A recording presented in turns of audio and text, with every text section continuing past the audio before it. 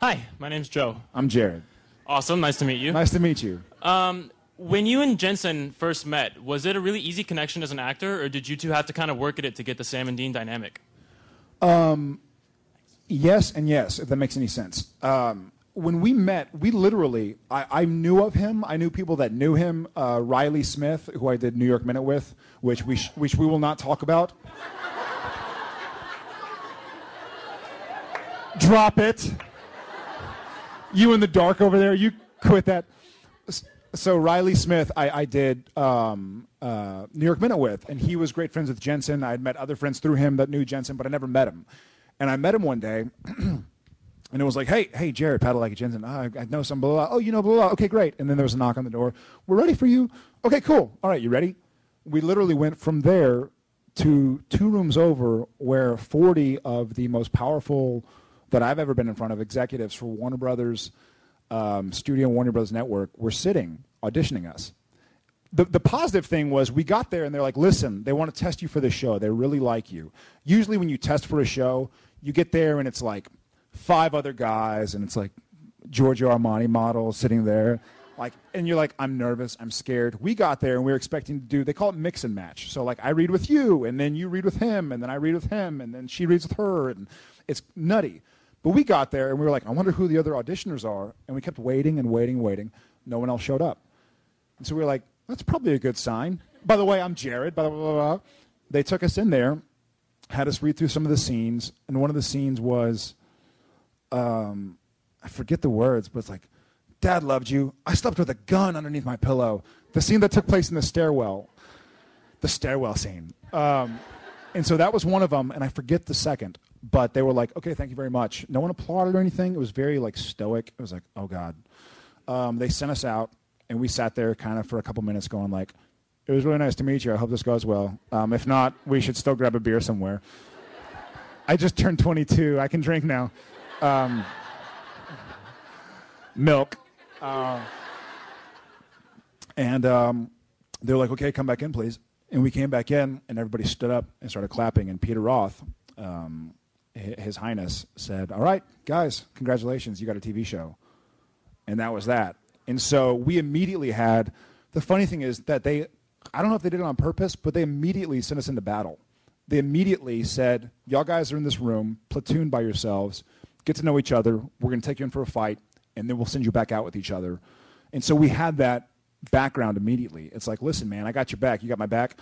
Can I cry later to you? Like, luckily, we didn't need to cry. Yeah, that was like later in the season, but we immediately had each other's backs. And he's a dude from Texas who watches the Dallas Cowboys. Yeah, okay. I was waiting for that. You know, like pregnant pause. And so we bond on a lot of things, country music, and we were 2 Texas boys. That's right, yeah. Y'all getting carried away. Calm down over there. So we just kidding. You can carry. I'm just kidding. So we immediately had this bond. But as you know, with any of your best friends or whoever you share a lot of secrets with in your life, you can share an immediate bond, but still get stronger and stronger and stronger. So much so that during season 5, he was a groomsman at my wedding. And that summer, I was a groomsman of his. Like, we just got close, you know? Yeah. Oh, that was good. Oh, that was good. And it didn't even come from the dark, so I'll take it. But we continue to grow. And I think with any relationship, whether it's romantic or platonic or familial, I think the more you go through, the more highs and lows you see and come out the other side, hi, guys. Sorry. Haven't seen them in a while. But the more you come out on the other side stronger. So, yes, yes, and yes. And now, somebody from over there. Yes, I see you in the black with the hand. You with the hand. Oh, you have 2 of them. I do. Well, you only showed one. You should I play do have poker. 2 hands. One of the things I love watching on the DVDs, both my husband and I love watching, is the... Oh, you got a husband. Oh, now you're dropping the husband word. Well, I'm just kidding, sorry. Is the gag reels. Do you guys do a lot of jokes to each other on set, and what's the best prank you've pulled on? We do a lot of jokes. All right, here's, for those who haven't heard, Misha. Oh, no, boo. Woo. I'm just kidding, I love Misha. But he and I, we would always talk trash and this and that. And by the way, I've actually had to hold back with Misha and not play pranks on him because he laughs worse than I do. Like if I laugh when someone makes a funny face, we were doing a scene the other day and it was so intense and so serious. And Jensen, I got to find how working everybody. Okay, so Misha's looking at Jensen and it's very serious and intense, and Jensen's looking at Misha, and Jensen goes like this. And kind of gives him the once over, and Misha busts.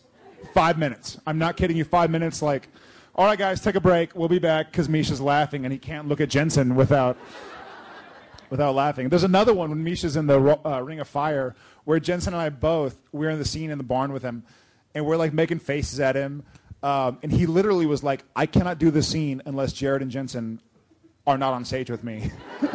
And so we walked out of the set, and he was like, "I know they're still there. Make them go outside." So we literally went outside. And then Jensen and I sat there for like 10 or 15 seconds going, and then we were like, all right, well, this isn't fun because we can't make him laugh anymore.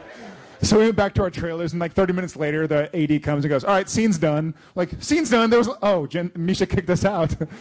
So Misha actually kicked out Jensen and myself from our show. And I'll hurt him for that one day. But so we just laugh a lot. I mean, more often than not, it's just kind of to keep, it's not a choice to keep the morale up, but there's no point. Like being here with you guys, we laugh, we joke about stuff, we ask funny questions and make fun of each other, and that's the point. No one wants to get there and just be so serious. And Kim Manners, rest his soul, used to say, and it's very true as far as this TV show is going, he'd say, I spend more time with you than my wife, my kids, my dogs, my brothers, my sisters. If I'm not having a good time, then why do this? And we kind of took it to heart. And so we do. We have a good time. And every now and again, it costs us 5, 10, 15, 20 minutes, hour, 2 hours, 3 hours. But the point is that we have a family there, just like we do with a lot of faces I see are familiar, and I've seen you at conferences and conventions all over the world, and that's really awesome. And that's the point, is you start a relationship with somebody, and you laugh, and you go through the ups and downs together, and you know that it's a give and take. I mean, I currently am the one on stage, but I wouldn't be on the stage if y'all didn't watch Supernatural. I mean, and here we have, as a group, myself and all of y'all have come together to put some money together for a great charity. So there's something that happens when people have a good time together that something better is begotten, and that's where I am. I should have just said yes. Season 4, point to the ring. I'm going in the back. Yeah, I see you. Yes, please. Wait for your microphone. Haven't you learned anything?